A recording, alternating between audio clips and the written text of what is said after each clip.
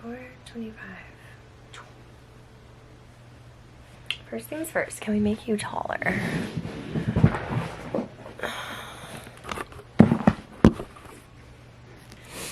Okay. So, this month has been crazy, as you might have noticed. Oh, wait a second. Hello, hello, welcome back to my channel. I'm Samantha Winona. This is Winona Reads. So, in case anyone has noticed, April has been crazy. Not only have we been super busy with just like house projects and the kids and work and normal life, trying to make time to actually do stuff outside of the house since New York winter feels like it's lasting forever. This month has just been so chaotic. I have planned a couple of videos for this month, and as you can tell, I have not filmed any of them. I think my last time filming was almost a month ago. So we're back and I will start to make time. So please excuse my minimal absence. So today is going to be a wrap up for April. I read 25 books this month. It was very much a graphic novel, audiobook vibe this month because of the chaos. My attention span was just not with like physical copies, but still, like what? So obviously there were a couple of like silly ones, you know, like kid graphic novels, but also heavily got into Shakespeare this month. So weird. Let's dive in. Side note, in case you're wondering why I always film on the floor, I just tried so many different, granted it is 7 o'clock. The sun in my room is not coming through the windows. It's towards the other side of the house. I tried to do something with like the setup being the chair and it just wasn't working. So floor it is for now until I figure out how to prop stuff up and make that work. But anyway, okay. I'm using my phone for GoodReads because the computer's downstairs and the kids are being quiet and it's almost Friday, so I'm just gonna let them be. I'm going to be quiet up here.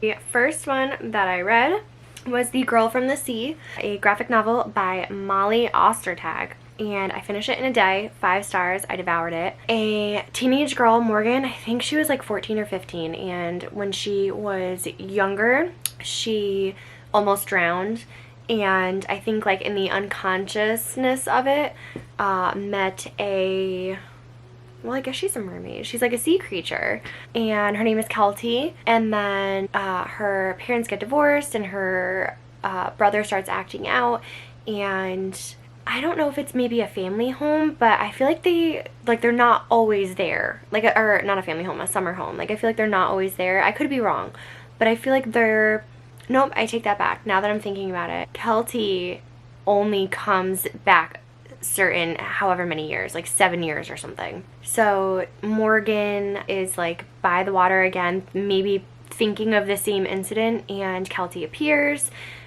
She takes her land form, wants to spend time with Morgan. They have like a relationship, and Morgan is not understanding that side of herself, doesn't want to portray it to her friends or any family, and doesn't know how to balance the two because it's kind of a secret for her. So it's that, you know, teenage finding out who you are kind of story. It's very sweet. I loved the characters. The graphics were amazing. 5 stars for me. After that, I picked up The Paris Apartment by Lucy Foley. I think I gave it like 3.5 to 4 stars. I said it was okay, a good ending. I have started both of her other books and could not get into them, audio or physical copy. So this one came through Libby, and I was like, okay, I'll give it a try. I think it did. I feel like I mentioned this in a different vlog. Maybe not. Maybe it was the stuff that I filmed and I'm not gonna, so long ago I deleted it.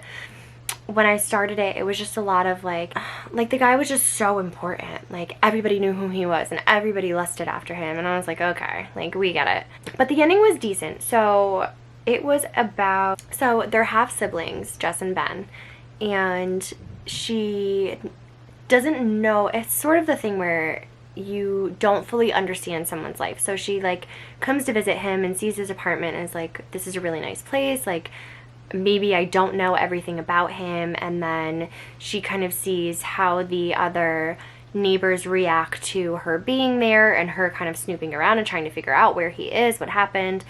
So it was definitely compelling. I mean, I was in it enough to want to see where it went, like how it ended. I just don't think her writing style is for me. And one of the other books ended up coming through Libby after I finished that, and I started it again and was just like, no, like this, I think it was The Hunting Party, and I was like, I just can't do this. It's just not my author. I mean, that one was good, but it might have been a fluke. Then after that, I read 2 Tessa Bailey books back to back. They were both audiobooks. Love them both. I actually binged them like back to back within a day of each other. It was the Bellinger Sisters series. It Happened One Summer by Tessa Bailey, and then Hook, Line, and Sinker. So It Happened One Summer was the one that everyone said was kind of like Schitt's Creek with, oh my god, why can't I think of her name? Ew, David. What is her name? I don't know. Anyway, there is an it girl, Piper, who ends up coming to...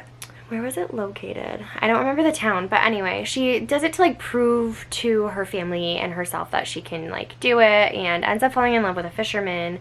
And then the second book is her sister and one of the friends of Piper and her relationship, if that even makes sense. I liked it. Don't know what else to say. So I rated both of... Actually, wait a second. Okay, so It Happened One Summer, I put 4.5, actually didn't cringe. And then Hook, Line, and Sinker, for some reason, I put 3.5. So, I mean, looking back, I liked them both. So, I don't know. Maybe, I feel like I remember thinking Hook, Line, and Sinker was just a little bit more, like, unrealistic. Like, the first one was, I thought, well written, and then the second one was more of, like, smut, kind of. I think that's what I was thinking. After that, I picked up, also on Libby, Heartstopper by Alice Oseman. I read 1, 2, I think I read 3, no? Yes, I did. So yeah, I read 1 and 2 back to back, and then I had to wait for 3 for a little bit. But I think they were all 5 stars, 4.5 to 5 stars. They were... like, I didn't put my phone down until I finished reading it, because that's where I have Libby. But yeah, absolutely loved. I can't recommend it enough. I didn't realize the baby monitor was on. Okay. Sorry if there's so much background noise. I meant to turn that off and I forgot. What was I saying? So Charlie everyone knows at school that Charlie has come out already. But Nick doesn't come out until I think the 3rd one, but it's not really... This is why I liked it. It was a series obviously about being comfortable with your sexuality, and obviously a gay couple, 2 opposite personalities. One's very much into sports and the other one seems to be a little bit emotional, like just different sides of school, I guess, and or different crowds. And by the 3rd one you start to see the whole idea, I guess, of coming out. I mean, I don't know, but reading it helped it be a little bit more eye-opening in the sense of you don't have, like, why does everybody have to come out? Why can't you just be who you are and be accepted? Why does it have to be like this big announcement? When you're a boy-girl relationship, you're not like, we're in a relationship, or, you know what I mean? Like, but when people are homosexual and in a relationship, there's like this societal pressure to be like, we're in a relationship, like we came out, and like you're supposed to tell everybody. And the book was kind of like, no, like that actually doesn't need to happen. I can just be myself and you can accept it, and that's fine. And I felt like that was such a good point to make, but also to make it with such a younger crowd. Like, I don't know, I loved it so much, and I would definitely, or will definitely, purchase it for my kids to read when they're older, because I just loved the storyline. It was just so sweet. 5 stars for those. After that was Under One Roof, the STEMinist novellas by Ali Hazelwood. This was the first one. I rated it 3.5. I honestly don't remember much about it. Oh yeah. Okay, so Liam's aunt passed away and left a jewel like clause to her home. Liam was family and Mara was not, and right? Yeah. And so she, don't mind my hands, we're still painting. Mara moves in with Liam to co-own the house that woman gave to them, and she thinks she knows everything about him, like his personality, because of where he works and who his family is, and come to find out he's like the odd one out and like wants to do the opposite of what his family is doing, that kind of thing. So yeah, it was a cute novella. Also listening to it when I painted the bathroom, so it was just like one rom-com smutty thing after another. I don't even know if that's considered smut. I'm so bad at figuring out what that is. Bright Burning Things by Lisa Harding was the next one. Finished it in a day. That was also audiobook from Libby. I loved it. It was 4.5 stars. I wrote abrupt ending, but overall well done. Read so fast. Highly recommend. So this was about a mother named Sonia and her son Tommy, and her struggle with alcoholism and her struggle with raising a child, with accepting who she is at her stage in life, trying to figure out how to accept help. It was something that I obviously finished very fast. Definitely made me cringe at parts, being a mother myself. Listening, I just got chills. Listening to some parts was hard. And I remember wanting to pick this up because Shuggie Bain is on my list, and I know this has like a similar, not aesthetic, but like a similar approach to the subject.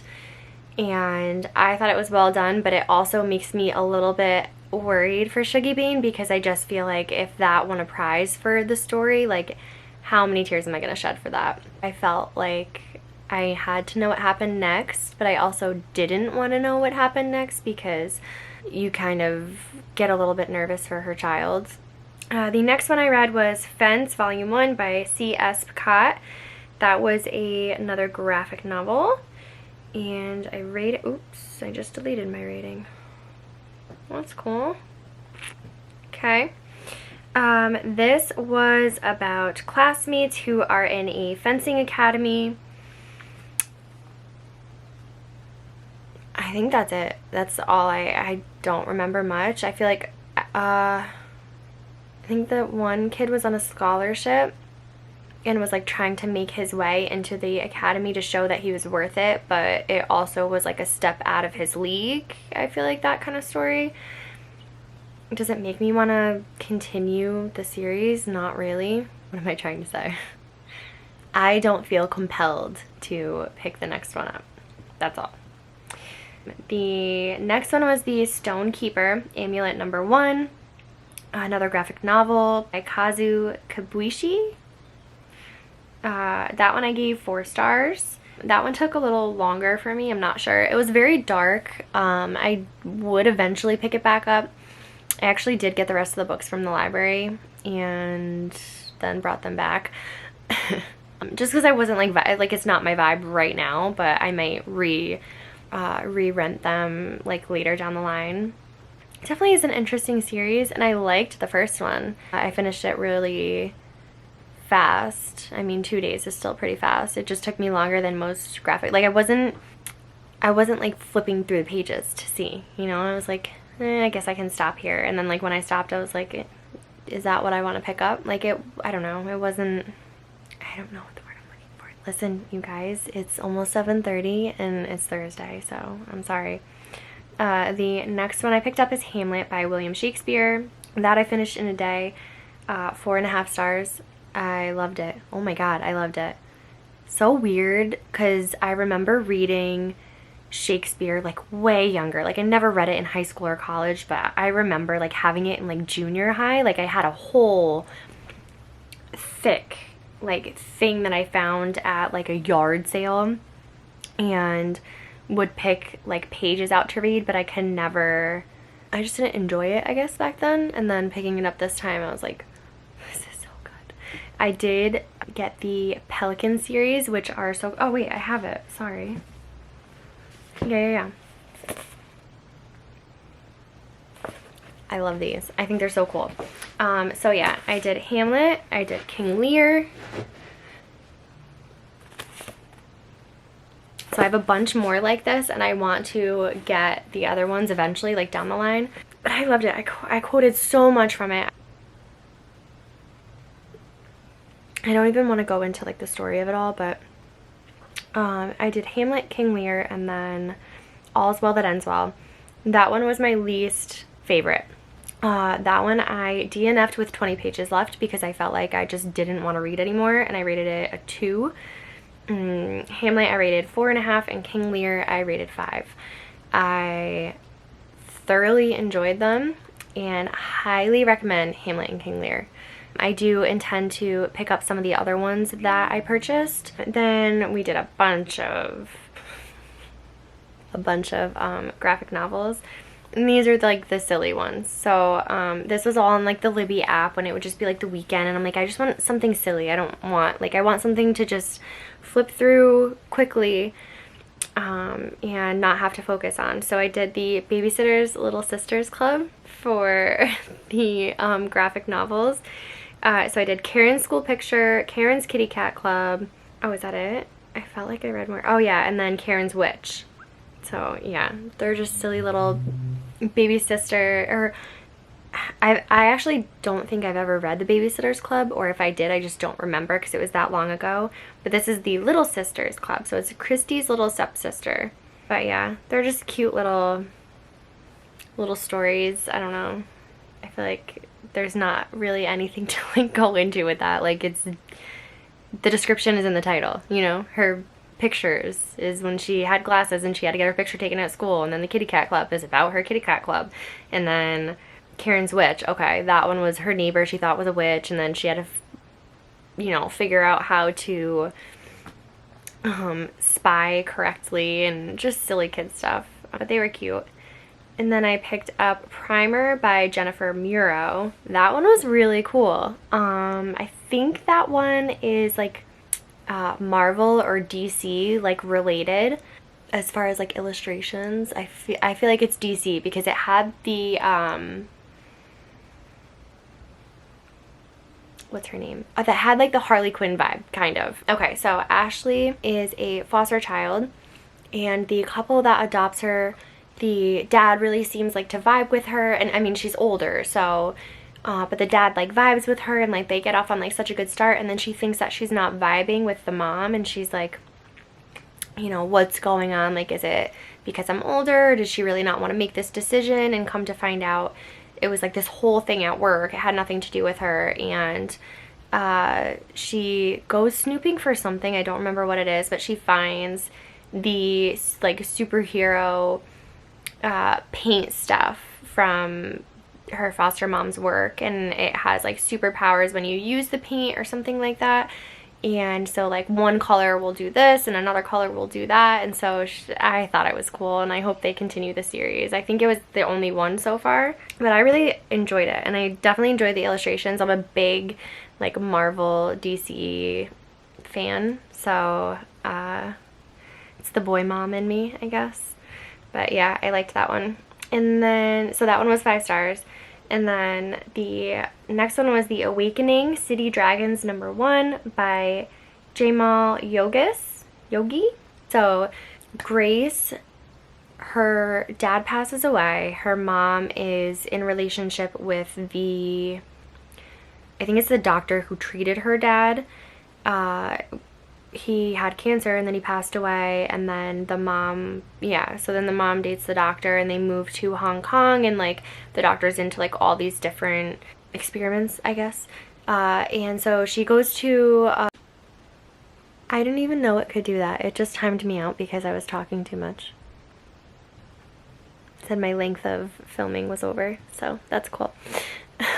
At least I have the camera up here so I can see, because I just would have kept talking and had no idea. But yeah, so anyway, Grace, I think she's in one of the little markets, like the street markets, and someone gives her a dragon, and she has to figure out like what its meaning is, and then it like warps into this whole thing about the experiment that her stepdad was doing, and like her dad did have cancer, but it was from the experiments. Like there was more to the backstory, and like her stepdad's a bad guy, and like all this stuff. So I'm excited to see where the next ones kind of take the story. And I also liked that there was so much like inception to like kids' thought processes, because I feel like especially these days in society, like little kids don't know how to communicate some things. And so one of the characters, well, two of her classmates, their friends, got into like a fight, and they actually like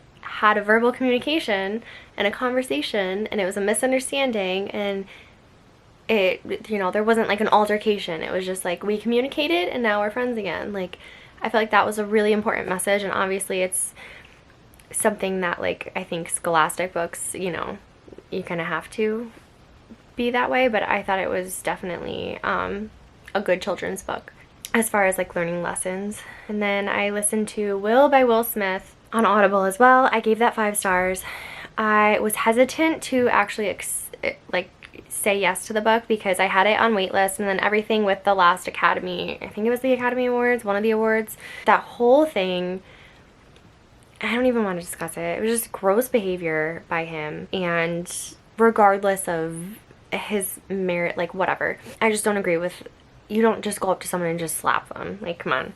Obviously love listening to memoirs when they're in the author's voice. I feel like that helps so much.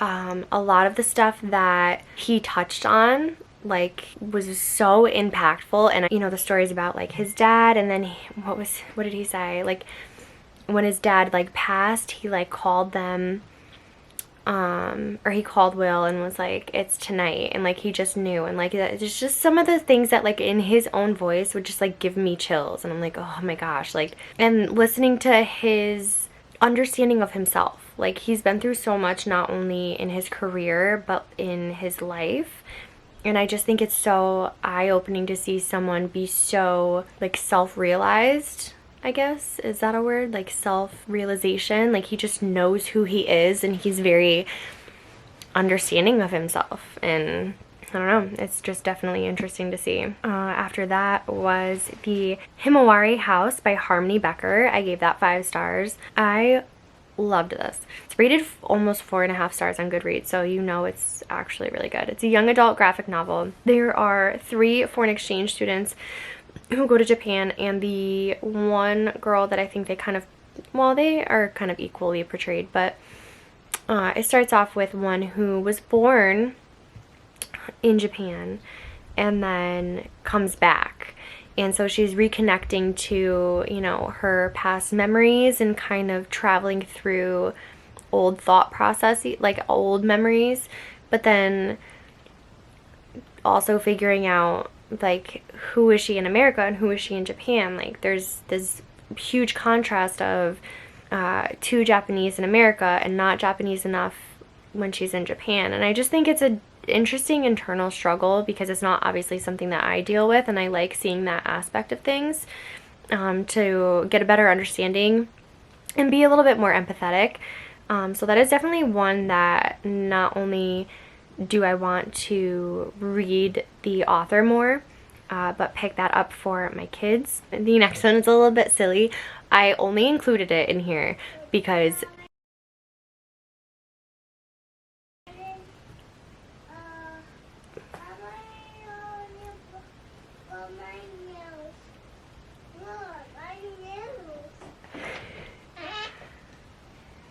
hi, are you eating apple? So we had, for preschool, my boys had a no screens week, and I ended up doing it the wrong week, but whatever, that's a side note. We did it on spring break, so every morning... Okay. I think you're okay. So every morning, instead of, you know, watching cartoons or something like that, we would read books, and then some of their friends would come over and we would read more books, and it was just a way to not be on, you know, we have the TV on most of the time just as background noise, but it was kind of a way to not have that distraction like this. Can you guys sit down, like right here? Thanks. Okay. So this one I kind of did as a joke just because I think I read it about 12 million times between last week and this week. But that is The Great Escape by Dory John. I think it's the cutest book ever, 5 stars. But yes, I have read it so many times that I probably have it memorized by now. And that is why I added it. Judge me if you want, GoodReads. The next one I read was The Golden Hour by Nikki Smith. That I rated 5 stars. That was about what was his name? Manuel, I think. And he was a survivor of a school shooting, but not in the sense of a full school. It was a like weekend venture. He met up with his art teacher and someone happened to be there, and he ended up saving the teacher's life by pulling the fire alarm, but he had PTSD and all of this stuff. Very I'm sorry. Hey, Toots. Hi. Checking yourself out in the mirror? Yeah. Can we sit? Thank you. We went to the library the one night and I finished it the same night. That's how good it was. And I highly recommend. I actually haven't looked to see if there's anything else by the author, but I will because I loved it. Then I finished My Year of Rest and Relaxation, which I believe was actually on my TBR. It might be the only one on my TBR. And that was by Otessa Moshfegh. I rated this 4 stars. So I had already guessed about her friend Reva. I don't think I understood the magnitude of the title and her perseverance with her goal. It's not something to joke about, but it's also not something that I think a lot of people would do, and it was shocking and intriguing and well written. I feel like also while reading it you kind of, I mean, not fully, but like sort of adapt that same mindset of like wanting to like hibernate for a little bit, but not in the dramatic way that she does. It was very drastic. Honey, he can't. You gotta go up this way.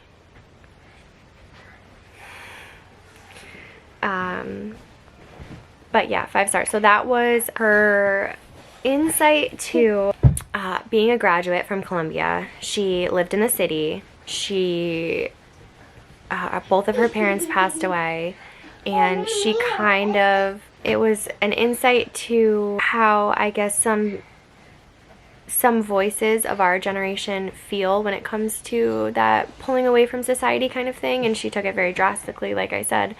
But also like her psychiatrist or therapist who was giving the, like, I mean, there's just so many different aspects of the book that I was like, are you kidding me? You like, want to get down? Okay. Well, my train of thought is gone with that. So anyway, the last one that I just finished tonight was Meet Me in the Margins by Melissa Ferguson.